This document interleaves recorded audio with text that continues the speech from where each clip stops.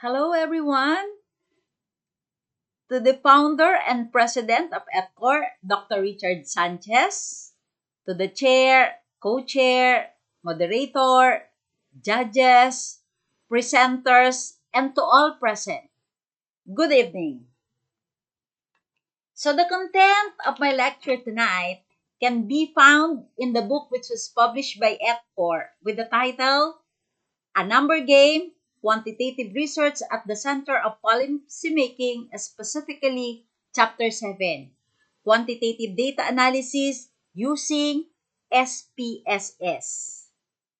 This content also won me Best Book Author Award during the second book launching and signing held at Clark Quest, Pampanga last July 6, 2024. Why SPSS? Where in fact, there are many available tools for quantitative research. We have Stata, Python, SAS, R, Microsoft Excel. We also have Minitab. But then again, why SPSS? Simply because SPSS is very user-friendly and it also uses language which is easy to understand. So with that, let us now begin your journey in using the software. But before that, I have to make a little disclaimer that for you to be able to appreciate tonight's lecture, you must be a researcher but not necessarily a statistician. Okay? Now, let us start by answering the question, which data are supported by SPSS software? So technically, both categorical and continuous data are supported by SPSS software. For categorical data, we're going to use descriptive statistics, and for continuous data, we are going to use inferential statistics. The choice of analysis depends on the research question, nature of the data, and level of measurement of the variables. To guide the researchers on the appropriate statistical tool, the following tables are presented. Table of test of difference, wherein we can use parametric and non-parametric tests. So, in all the different tests for difference, relation, and effect, we can make use of parametric tests if the data are normally distributed. Otherwise, we are going to use the non-parametric alternative. Also, if we gather the data using probability sampling, then we can also make use of parametric tests. Otherwise, if we use non-probability sampling, then we are going to use the non-parametric alternative. So let us start with the test of difference. So if there are two independent groups, we are going to use independent t-test. Or we can also use Mann-Whitney test. So the best example by which we can use independent t-test is when we are trying to test the difference as regards to sex, because technically there are only two types or two kinds of sex, the male and female. Now, if we are trying to compare three or more independent groups, so the best that we can use is the analysis of variance and its counterpart, which is the Kruskal-Wallis test. If the average of two paired match sample or the averages of two paired match samples will be tested, then we are going to use the paired t-test and its counterpart, Wilcoxon-signed rank test. But in the event that are three or more measurements on the same subject, then we are going to use repeated measures ANOVA and the Friedman test. How about if we are to test relationship? So if we are to test relationship and we are to test two continuous variable, we can make use Pearson's correlation coefficient and its counterpart, Spearman's correlation coefficient. But then, if we are predicting the value of one variable from the value of a predictor variable, we can make use simple linear regression. But then, if the data that we are trying to treat on this one is not normally distributed, we do not have non-parametric alternative. Instead, what we are going to do is to transform our data into a normally distributed data. And in assessing relationship between two nominal variables, the most appropriate treatment is the chi-square test. In terms of tests for one scale-dependent and several independent variables, these are the tests that we can use. Multiple regression, two-way ANOVA, two-way repeated measures ANOVA, mixed ANOVA, and ANCOVA. But take note that we can only use this test to data which are normally distributed. Otherwise, we are going to transform first our data before we can use this test. Now, for the best application of SPSS, there are two important things. First is we have to clearly define research questions or objectives that you want to address. And we have to choose the appropriate data collection methods. Since SPSS is technically to be used in quantitative data, here are some of the commonly used collection methods.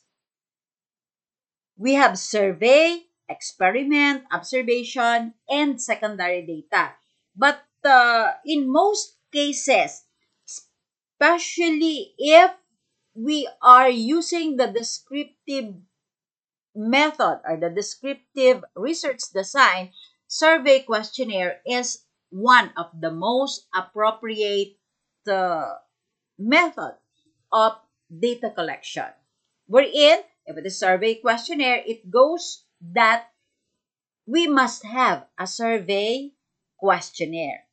Now, for us to effectively use this SPSS, if we are to determine, say for example, profile of the respondents, like the sample that I have here, profile in terms of age, sex, civil status, highest educational attainment, type of respondents. These are just some of the profiles that we commonly use in our research. So, since all the data that can be treated using SPSS must be in quantifiable form, then therefore, there is a need for us to apply decoding. Because uh, we cannot process 26 years old and below, or 27 to 37 years old, 38 to 48 years old, 49 to 59 years old, or 60 years old and above. So instead, we are going to code. Say 26 years old and above, the code is 1. Then the next range, the code is 2, and so forth and so on. Now, the thing is, you must not forget the code that you use, because when you do the tally, instead of having it as 26 years old and below, you are just going to write 1, which represent 26 years old and below. Just like, for example, we have here the sex. So, if you assign male as 1 and female as 2, then when you do the tally, if the one or if the respondent is female, so you are going to write 2. So for you to be able to relate, let me show you an example of data and how are we going to apply SPSS to statistically treat the data that we have. So let me show you. Wait.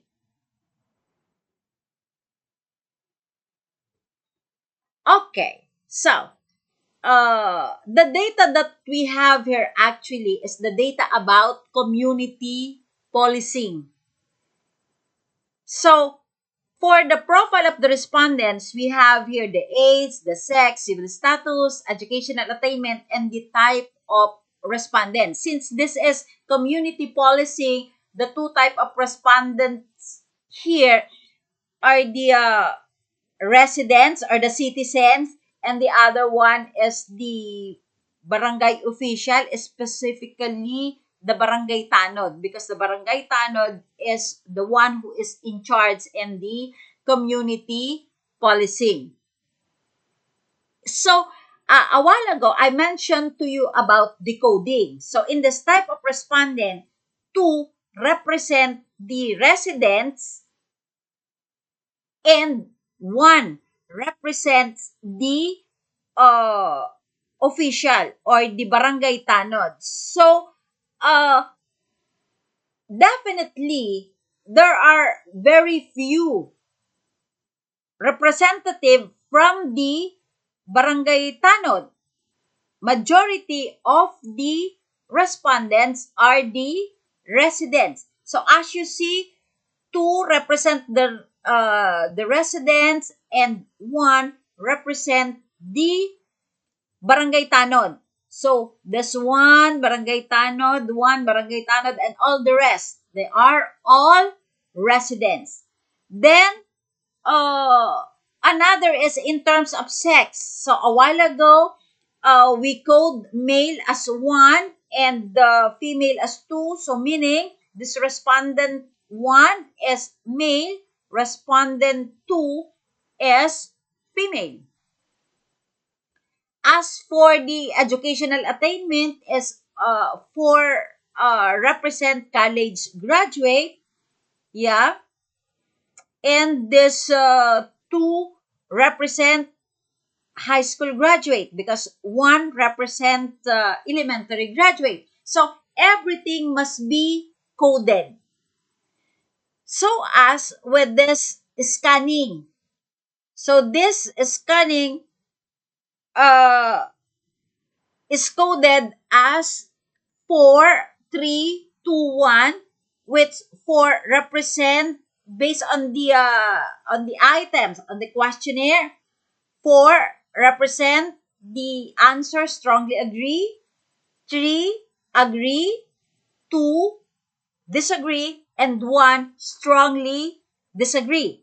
Which means that, take a look at respondent number 2 from question 1 up to question 10 as regards to scanning, respondent 2 answers strongly agree, which strongly agree is being represented by 4. So again, for you to be able to apply SPSS to treat the data, you have to code your data.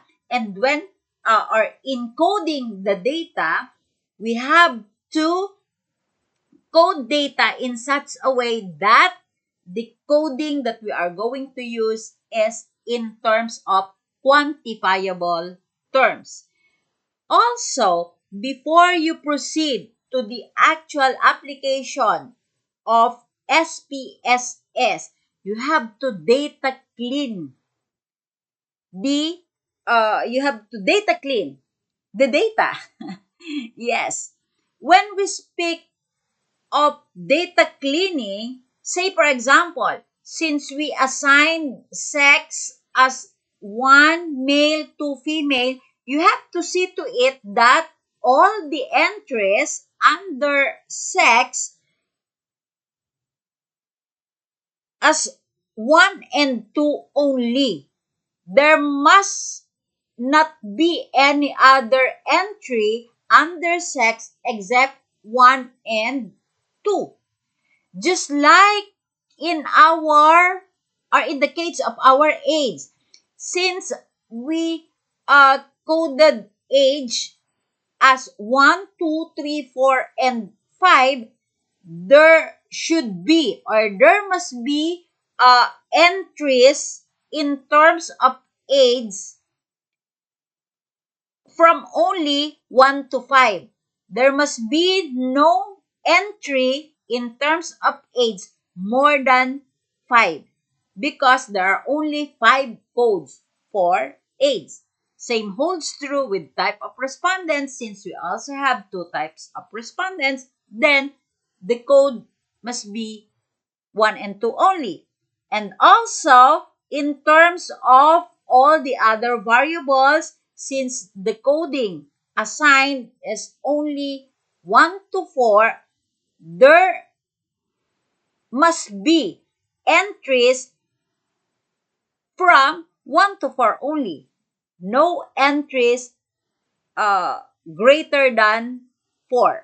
Otherwise, we have problem as regards to our data. And it is very important to apply data cleaning for us to be able to apply SPSS correctly.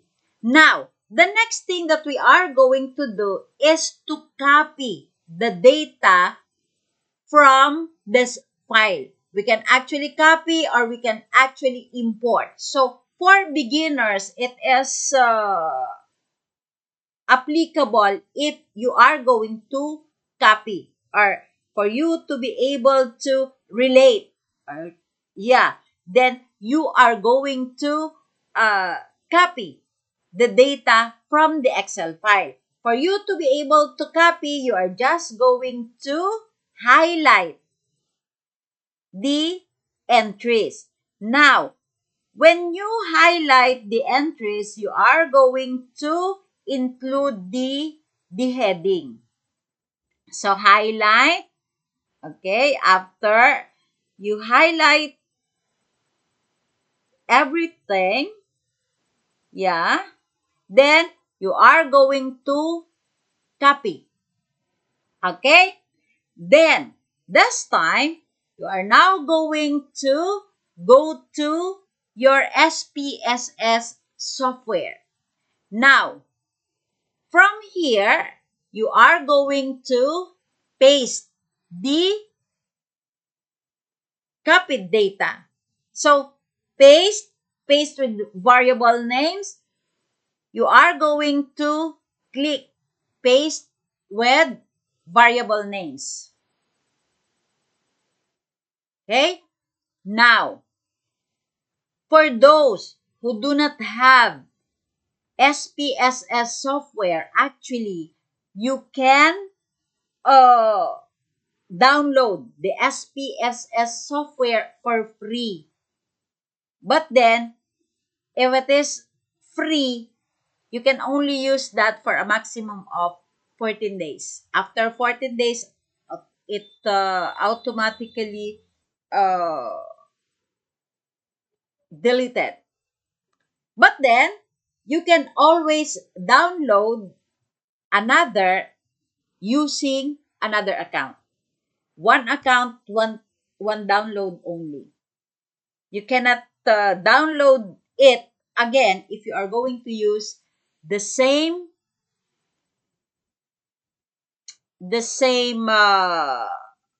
account. Okay? So now, let us practice on how we are going to use our SPSS. So again, for you to be able to effectively use SPSS, you really have to uh, clearly define your objective or your problem. So in this case, the first problem is to determine the profile of the respondents. So the profile of our respondents age, sex, civil status, educational attainment, and type of respondents. All operations in SPSS starts with analyze. And since we are just asked to determine the profile of the respondents, then therefore, we are referring to frequency. So you are going to highlight descriptive statistics, then analyze descriptive statistics, then we have to click on frequencies. Then we are going to press shift, then cursor down, then click to the right, then press OK. So with that, in one click, you were able to have your data for age, for sex, for civil status, for educational attainment, and for type of respondent. So since data cleaning was done prior, then therefore, you can see that our data is clean. We only have two codes for sex, male and female. So there are 2 entries. For our civil status, we have 4. Now, take a look on this. So as what I have mentioned a while ago, you have to remember the coding assigned for it.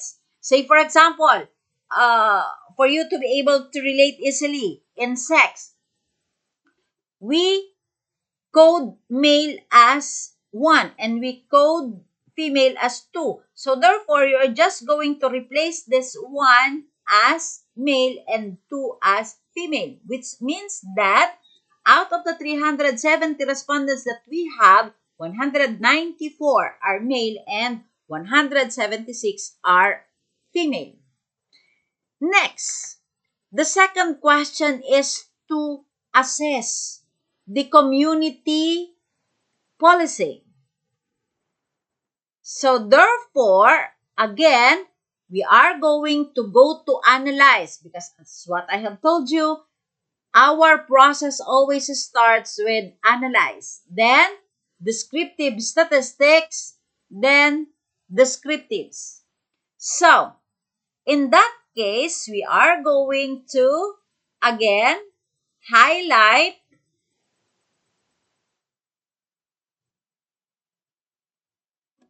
okay, we highlighted all the variables, then we have to click going right, then options, then if we are to take a look on this, mean, standard deviation, minimum, and maximum will be displayed if I am going to press continue or if I am going to click continue. So if I want the range or the variance to be included, so I also have to highlight variance and range. Otherwise, if I do not highlight variance and range, then therefore it will only show the value of the mean, standard deviation, the minimum, and the maximum. So let us proceed. So I am going to press here continue. Then after that, I have to click OK. So in this case, I have now the value of the minimum, the maximum, the mean, and the standard deviation. Usually, when we are to use the data that we have here, it's only the mean and standard deviation, or in more cases, we just get the mean. Okay? Now, since we have the profile, then we have this value for the different identified variables. we can now determine the difference. So if we are to determine the difference, and the assumption is that our data is normally distributed, then again, the same procedure that we always start with, analyze. Then, a while ago, I made mention that if we are to look for difference, we can make use of one-way ANOVA if we have 3 or more variables, then independent t-test if we have 2 variables. So, before we proceed, let us go back to our profile. So, in here, our age contains 5 variables or 5 variations. Civil or sex, 2. Civil status, 4. Educational attainment, 4. And type of respondents, 2. So, therefore, those variables with 3 or more will use ANOVA, and those variables with only 2 will use independent t-test. In this case, age, civil status, educational attainment will use ANOVA. Then, sex and type of respondent will use independent t-test. So, again, analyze, then we have one-way ANOVA, then we are going to transfer the composite mean. So we call this composite mean. All the composite means must be transferred to our dependent list. Okay? Then, go back. We are going to transfer age here. Then, okay. So, in here, we have now our result for difference in terms of age. Our criteria for rejection is if this p-value is less than 0.05, we have to reject the null hypothesis. Otherwise, we are going to accept. And since the values here are all greater than 0.05, therefore, we have to accept the null hypothesis that there's no significant difference when the respondents are grouped according to age. Or there's no significant difference on the assessment of the respondents when the respondents are grouped according to age. So the next variable that we have is sex. Since there are only 2 variations of sex, then we are going to make use of independent sample t-test. So we have here again, we have to transfer here our composite means. Okay. Then, we have to click on sex. Then place it here. Define group. So remember the coding that you use when you code sex.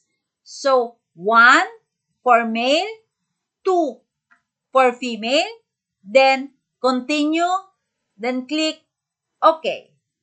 So again, the reference is, or the criteria for rejection is if the p-value is less than 0.05, reject the null hypothesis, otherwise accept. As you can see, all the p-values here are greater than 0.05. So therefore, we have to accept the null hypothesis that there is no significant difference on the respondent's assessment when they are grouped according to sex. Next, the next variable that we have is civil status. So if it is civil status, since there are 4 variations in our civil status, therefore we are going to use ANOVA.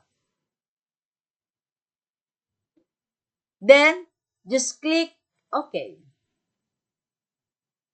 Still, all the p-values are greater than 0.05.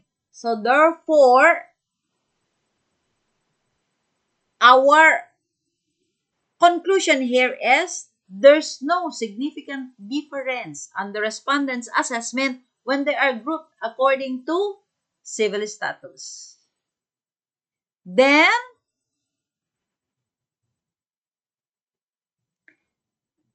another variable is on educational attainment.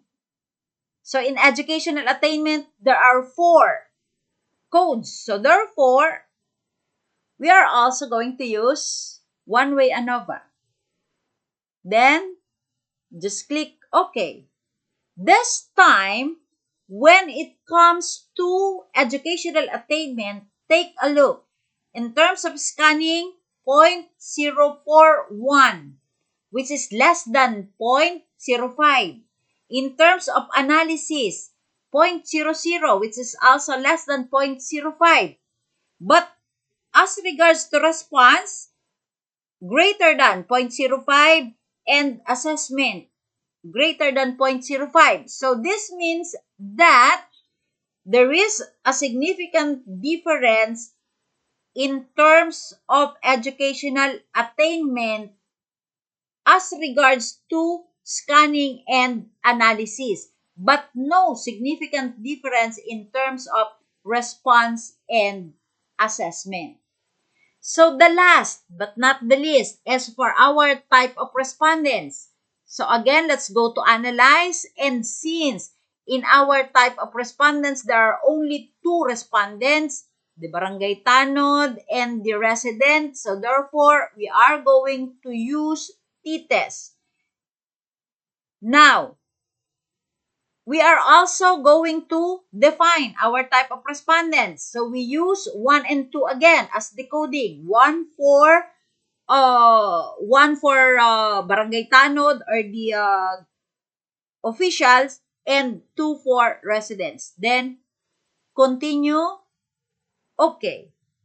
Now, in this case, take a look at this.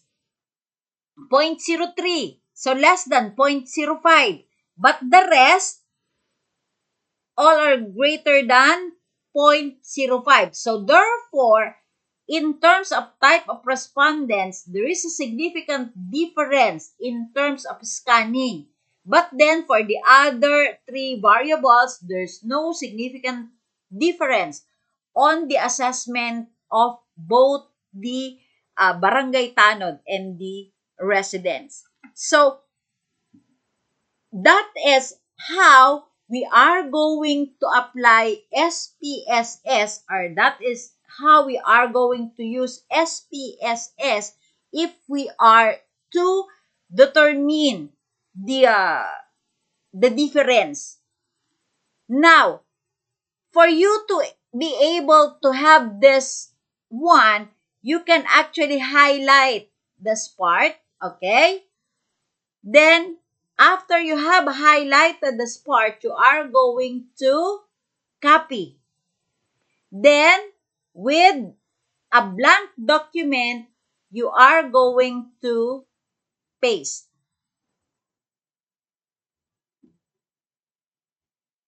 So, from here, you already have a Word format of everything that we have done using our SPSS. So, we are going to save this, okay? And we are going to rename.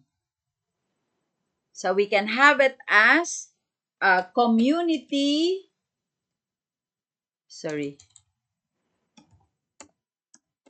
community policing word format. Then you can save this for future use. So that is how we are going to use our SPSS if we are to determine difference. So in this example, we were able to use SPSS in, we are able to use SPSS in descriptive statistics, and at the same time use the SPSS using inferential statistics. Actually, there are also other tools or other statistical treatment that we can use, like if we are to determine relationship and if we are to determine the effect. But then, since we are only given a minimal amount of time for this lecture, some other statistical treatment that we can use can be discussed some other time. But for tonight, that is all. And looking forward to seeing you again with the other statistical tool that we can have in SPSS.